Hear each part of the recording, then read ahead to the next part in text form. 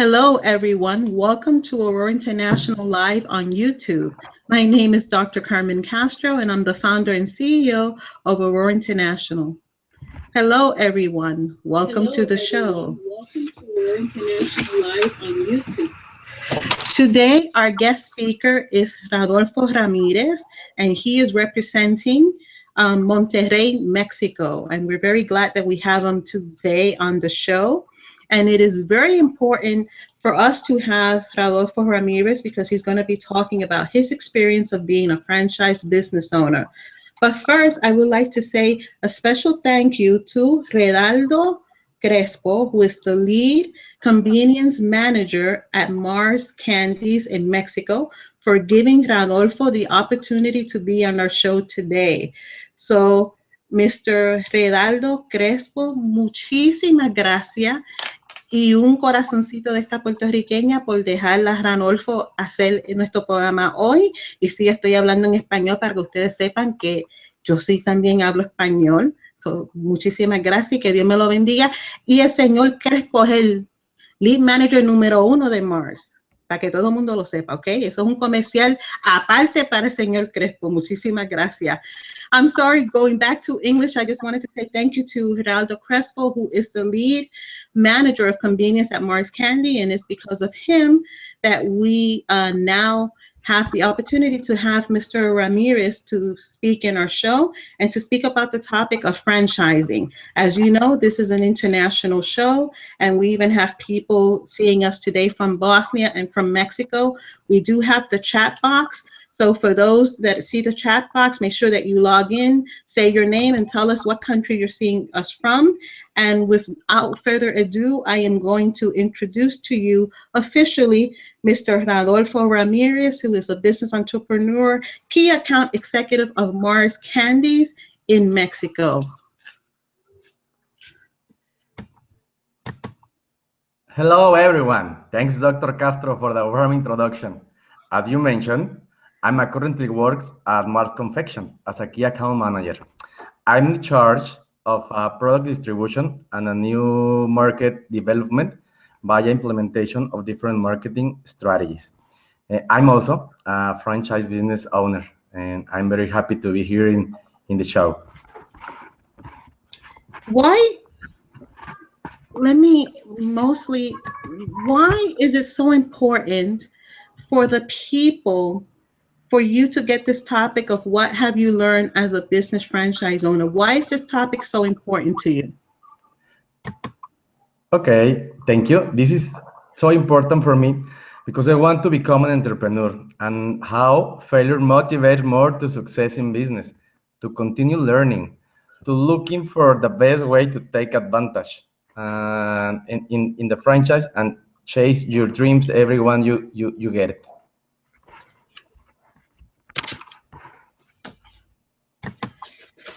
Okay, so can you tell us what did you learn from your first business franchise and how did you come about of becoming a business franchise owner? Okay, the idea for being an entrepreneur and independent and also to have an extra income and stop to being an employee.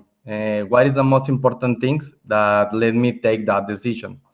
I have a lot of situations to give me and to get from my first franchise business owner. I learned in this time to keep my mind open and to start a new business model with less flexibility in my own work. I have the opportunity to create strategies, and in the franchise, I need to get aligned about the instructions that the franchise tell me to do. Okay, but can you tell us what type of franchise it was? Because you haven't mentioned what type of franchise you embarked and where did you pick up the franchise? Because it wasn't a local franchise, it was an international franchise. Can you talk a little bit about that? Okay, my franchise is about tea and coffee. As you know, the consumption of tea around the world is increasing. So I thought that was a good idea to offer to Mexican consumers this kind of products. I had 90 specialties of tea as organic infusions, and it's a franchise from Spain. And can you tell the audience what made you exactly go into this franchise? It was a Spaniard franchise from Spain. What really motivated you to bring it to Mexico? What was the pitch that they gave you in order for you to be a part of this franchise and to actually be one of the first people in Mexico to bring the franchise in Mexico? And can you talk a little bit about what are some of the issues and how did they lure you to go into the franchise? And I have to say, before I switch back, because I'm controlling the cameras, that you are a champion to do this show, because a lot of people don't talk about when they fail in business. And our show is about teaching new entrepreneurs the goods and the bads, you know, what works and what doesn't work. And for me, you are a champion for being so honest and for being so forthcoming and for sharing your experience with our international audience. So I want to let you know that even though the show is about the failure of your franchise, you are a champion. You're not a failure because you're going to go back and do another franchise. So I want everybody to know that is watching our show live and those that will be watching our show after we upload it on YouTube, that you are a champion. And thank you so much. It takes so much to do what you're doing today, and I admire you, just to let you know. Thank you very much, Dr. Castro. Let me talk first about we are the first franchise in Mexico. We are literally an experiment because we also have to take all the troubles with the deliveries, with the shippings, with the designs of the local. We have a lot of troubles with the suppliers.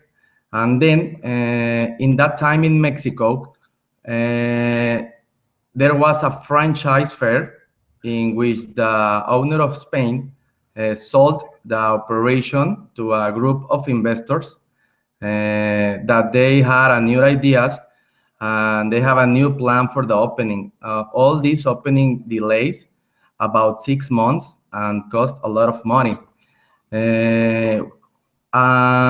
Also, we need to have to look for the investment to get to the cost of the franchise. Let me tell you that the cost of the franchise was $25,000 for the license franchisee, and we need to have $75,000 for the equipment. There are a lot of money at a total of $100,000, and I have been saving for around some years, but it wasn't enough. So I need to borrow a bank for the required amount, and I have a debt for 10 years. So this is motivating me to work hard and to look for new ways, as you say, to a new franchise development to get and pay that debt that I acquired. Okay, that's beautiful that you're talking about the amount of income that you submitted about the investment. It was $25,000 to get the franchising license and another $75,000 just for the equipment. So you have a total loss of almost $100,000. And if you were another person, you would be afraid to say, okay, let me open a second franchise. So I admire that from you. But what did they tell you as far as what was the return on your investment? Can you talk a little bit about that, of the return on the investment? Because there had to be a reason why you took a franchise from Spain, who is a franchise in Spain, and wanted to open that franchise in Mexico. What lured you? What was the pitch line that they give you when it came to the return on your investment?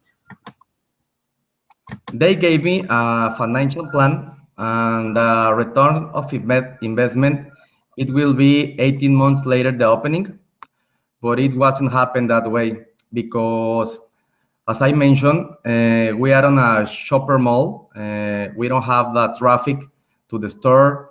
We don't have enough support to managing the franchise. And most important thing, in the financial plan, they doesn't count the high cost of the rent. It was a very big trouble managing the franchise.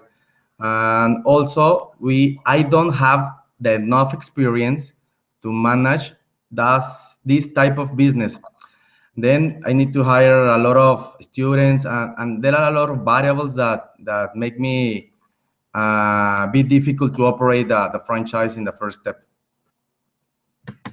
Okay, I'm glad that you're bringing that up about that you opened a franchise in a shopping mall. In America, we always say location, location, location when it comes to business, and that's really true. If you're opening a startup company, if you go and open in a shopping mall, the rent is going to be very costly. So that's something that is extremely costly. So this is something that you needed to do your research.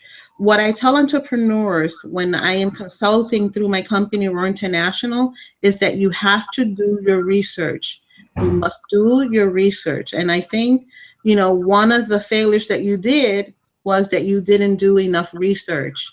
Number one, I believe that one of our earlier chats, you said that the Mexican culture consumes only 8 cups of tea per year. So if you would have done more of your research, you would have known that the franchise that you were opening, did it really have that market demand that needed to make the business successful? And even though you opened it in a shopping mall and there were people from, I believe, the federal government office, right, that was across the shopping mall, you needed to do more research.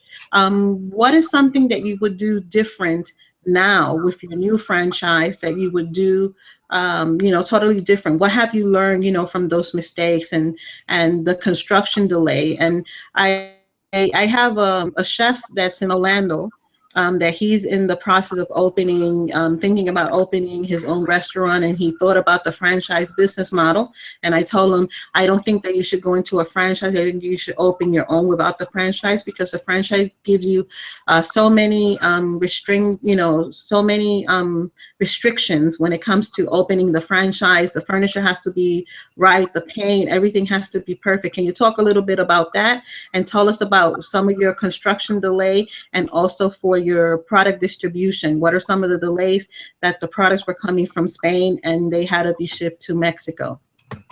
Okay. You are right. The first thing, I need to get a mentor, definitely, mentor or a coach, because if I don't have enough experience, I can manage in that type of business. The second one is that I need to have a better research about the product, about the things that the shopping mall asked me to do. Definitely the timing of the distance between Mexico and Spain, because I need to consolidate a ship from Spain to get the product. In this case, the tea. The importation of tea is very high cost.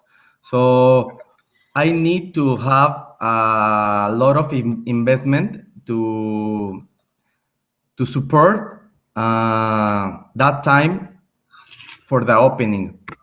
And definitely, I can share the risk with some partner, because I learned that if you want to invest a lot of money, it's better if you have someone to share the risk. Definitely, I need to have a better financial projection in which I can get all the key indicators that let me take better decisions, and don't be so stressful. I don't know how to say that word, but I think that if I have more calm in my mind, I can operate, and I bring more ideas to the operating franchise. Okay, so definitely one of the keys is doing enough research, and also finding a mentor, or finding a coach. But in another cases, I always tell people to hire a consultant, an expert consultant that knows about the field industry that you're going to go into. And this is important. And I want to talk a little bit about mentoring. Sometimes you get a mentor, and when somebody's mentoring you, they're doing it for free. They're doing it because they want to be a mentor, and you shouldn't abuse the time of your mentor. Why do I say that you shouldn't abuse the time for your mentor? Why is a mentor so important? Which I know that for your next franchise, you're going to be using a mentor, correct? But why am I saying that a mentor's time is so valuable? That you should really go and look for a consultant in the field where your business is going to be in. No, definitely the time of the mentor is very important. More when the that people is very with a high acknowledge of how the business operate. So it's also not only a mentor. It's probably most when you have the budget to get a consulting. Uh, Probably the consulting open your eyes about the way that you need to work to be more safe about your investment when you want to operate a franchise. The franchise model probably doesn't have the failure that I have, but I can learn that is more important to the people who wants to be an entrepreneur. Join to the people that knows how to operate. In this case, as you say, I think the consulting will be very helpful to reach that success that you are dreaming. Also, what do you think about when we're talking about price and demand, supply and demand? We go back into economics. You went into the tea and coffee with 90 specialties, right? Brews of teas, but the demand wasn't there. Why couldn't you realize it before investing $100,000, investing into that franchise? What would you do different now with your new franchise that we're going to talk a little bit later on in the show, which is a perfume franchise, and why from coffee and tea you're going to go into the perfume industry now, and then to go into another franchise? What did you learn as far as understanding the culture within the culture? Even though you're Mexican, but you fail to understand the Mexican culture, that most of them only drink 8 cups of tea per year. And, now that you know that the tea market isn't that successful in Mexico, what would have you done different? If you would have had an opportunity not to invest in that franchise, what would you do different as far as your knowledge base and what you have been able to acquire as far as knowledge now having that first franchise? Okay, first of all, the tea is a drink that is most consumption around the world.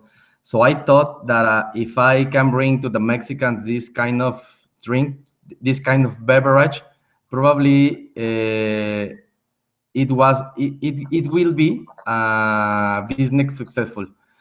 But I don't see that the Mexicans drink more coffee than tea. So that's why one of the reasons that my franchise failed.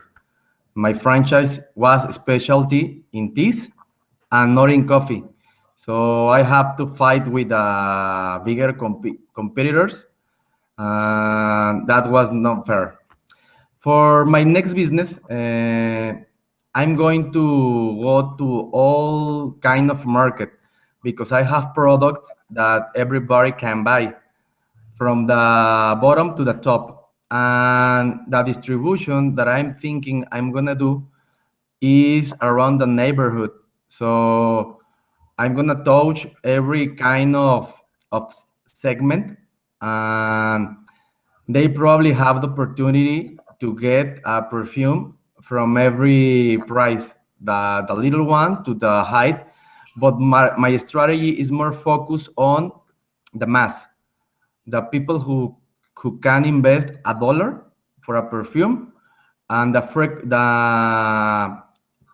purchase frequency is gonna be bigger because that little tube that I'm gonna offer is gonna have like 2 weeks and then they can borrow another one.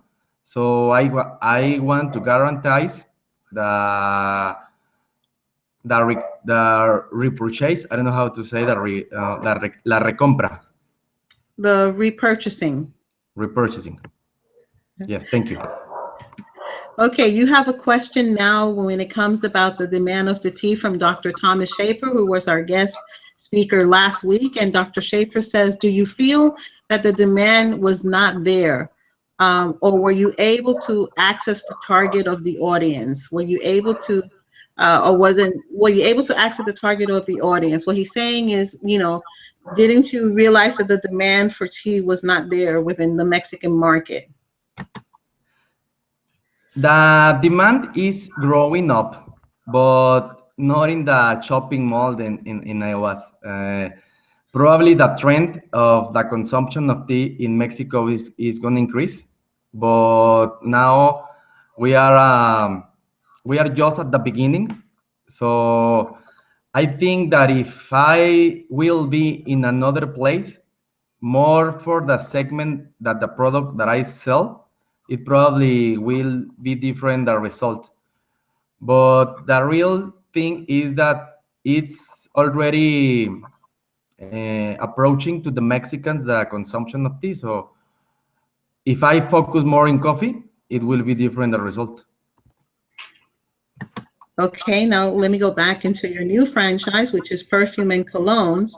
Now, teas was a specialty of 90 blends of teas, and it was an exclusive crowd. Wouldn't you say that it wasn't for the whole Mexican population, but now with your perfume and colognes, you're targeting it to the masses, right? You're targeting into the masses. So you're targeting to middle income, low income, and also would you have a high specialty of perfumes that will be sell like 2 ounces, $100, like a oh, that's right. Let me not say any name brands because we're not doing commercials.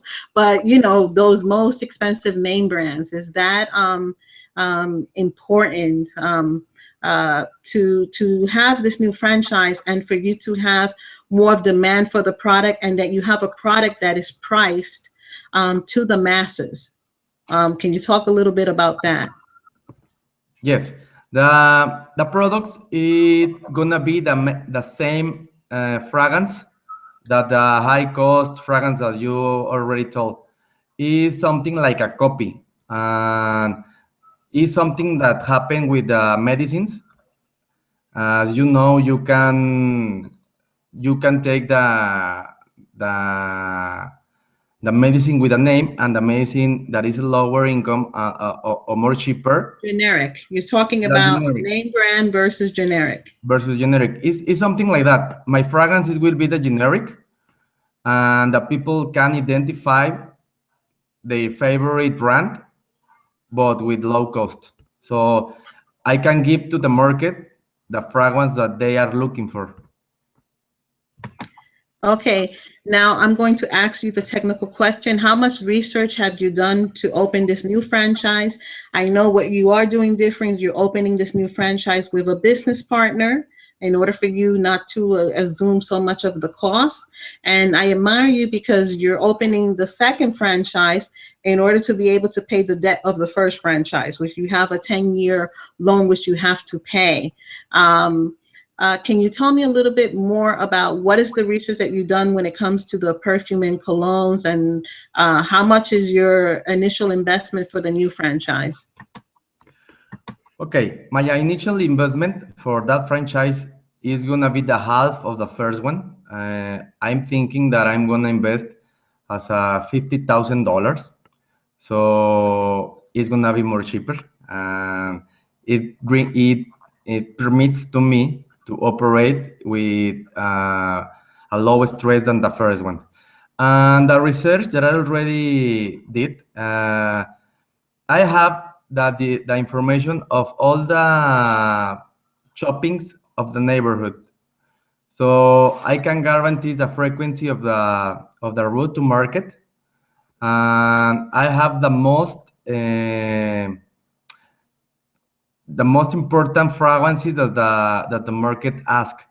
So I'm only going bring to the people like 10 fragrancy, 10 types.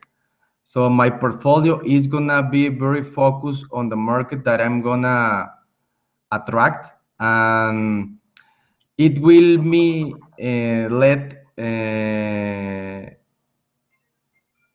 managing my budget in a better way. So I have the very big list of all the shoppings. I have the most important fragrances, and my investment is cost me at the half of the first one. Okay. And what advice would you leave new entrepreneurs that are looking into going into franchises, whether it's tea, coffee, perfume? For those, when as you know, I give out student loans. Not student loans. I give out business loans. I'm sorry. In the United States, up to 250,000 unsecured loans for people that want to start their own franchising at 0% interest rate. What advice would you give to new entrepreneurs when it comes to opening a franchise, opening or not opening a franchise? What advice would you give for those seeking to become entrepreneurs and business owners for the first time? I can tell you that it's fantastic be an entrepreneur because you can manage all your work, all your effort, and you don't have to be fair about it because the fear paralyzes. So when your mind is busy thinking how you are going to pay the debt, or if your business it doesn't work, you don't gonna do nothing. So I can invite you to vet for that dream that you have more if you have the opportunity to get a loan and start a franchise business or any kind of business. The first step that you need to do is lost fear, I'm sorry, Lose the and then fear. try to look for the business that appreciate you, because it's something that you need to love. If you don't love the thing that you're gonna work or you are gonna do, it doesn't gonna work.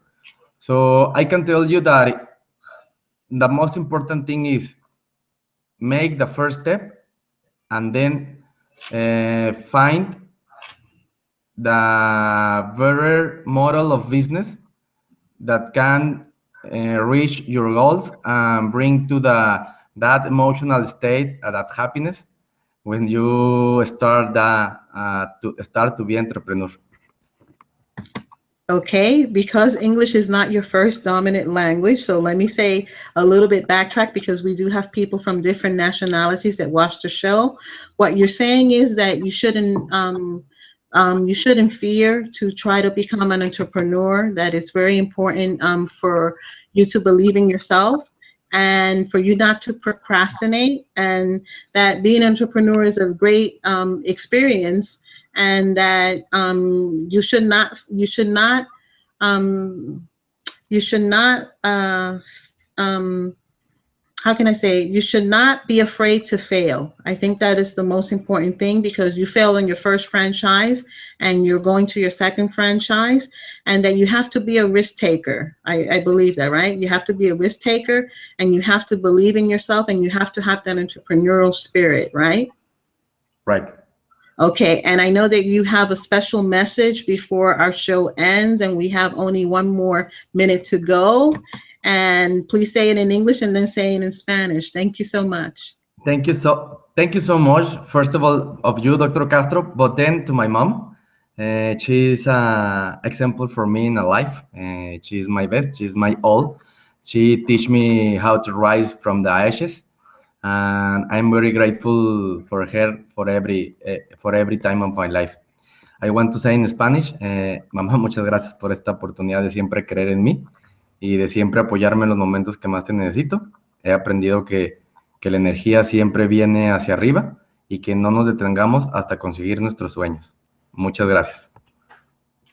That is perfect, because I do know your mother personally, because for those people that have been my former students, I travel around the world teaching as a distinguished professor, and some university call me a global scholar. and his mother has been a rock. And I want to dedicate this show for you, Maria Elena Mendez Contreras, because you are really an icon in Mexico, and and his mother herself is an entrepreneur. Maybe we'll do a show later on with his mom. But most importantly, it's very important for anyone that wants to become an entrepreneur to believe in yourself and to continue to move forward. But the most successful advice that I could give you, the most successful tool, is for you to build your knowledge base, do your research. Research is the key when it comes to you becoming a great entrepreneur. The more knowledge base you have, the better it is.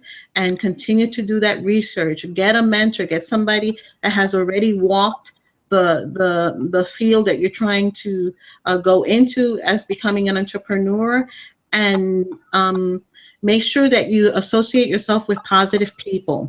Why do I say you need to associate yourself with positive people? It's because only positive people would encourage you, even though sometimes you have fear and you procrastinate. But positive people will give you that energy when you're feeling down and when you're feeling that everything is not going your way. Positive people would change the outlook because they will give you that energy that you need. So I want to leave you with Mr. Ramirez, and can you say your last final words to our viewing audience? Thank you, everyone, for being on the show. I'm very happy to talk about my experience. Thank you, Dr. Castro, for the opportunity to share to the people, to the audience, this first franchise failure that I have. I'm going to work hard to be successful in my second one. And always believe in you and yourself. And thank you very much for this opportunity. Viva Mexico y see you soon. Thank you so much, but you took my mantra, believe in yourself for others to believe in you, bad boy. He likes my mantra too much, so he's copying. So I don't know, maybe I should charge him a royalty fee. But anyway, then we're taking a break for the next 2 weeks due to the summer. But we have our next guest speaker for the month of September will be at Bradley. And he's going to be speaking about an interesting topic. And for those of you in our inner network, please make sure that you subscribe to our YouTube channel. And in today's show, if you look at the description, you will see that we have a resource center for those people that are trying to become entrepreneurs. We have a business plan for you to download for startup businesses. We have also an investors template for those that want to start a new business and need investors. There's a template there, and we also have a non-disclosure agreement, which I always tell everyone that's trying to do a business, make sure that if you're putting in a business idea, that they fill a non-disclosure agreement. And for those of you only in the United States of America looking for funding, for up to $250,000 at 0% interest rate. The link is there for you to apply. It only takes 30 seconds to apply for the loans. Other than that, I want to say thank you to our people in Mexico that are watching our show, including also Bosnia and around the world in the United States. Dr. Schaefer, thank you so much for your question. You have been awesome. And don't forget that if you need any business consultation, you could get in contact with Dr. Schaefer. His email information is on his show on price optimization. And this show will be on YouTube within 3 hours from today, okay? So you can see the show again on YouTube. We will be uploading the show very shortly. Mr. Ramirez, thank you so much from the bottom of my heart for appearing on the show. And thank you all of our audience for viewing the show. Thank you so much. And I hope that this has been a tremendous learning experience for those that want to become entrepreneurs. Thank you so much. Have a great and beautiful day.